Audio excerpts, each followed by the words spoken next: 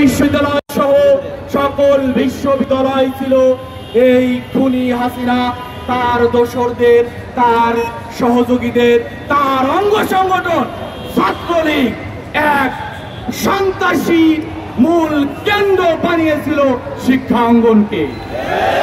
কাজেই আমাদের কোন শিক্ষায় আমাদের এমন করে গড়া হয়েছে, আমাদেরকে এমন করে গড়া হয়েছে যে শিক্ষা ব্যবস্থায় আমরা আধিপত্যবাদী দাবেদারীদের বিরুদ্ধে কথা বলতে পারবো না, এমন একটি শিক্ষা ব্যবস্থা চাপিয়ে আমার জাতির এই প্রজন্ম, আমার জাতির সন্তানদেরকে তারা ধ্বংস করেছে।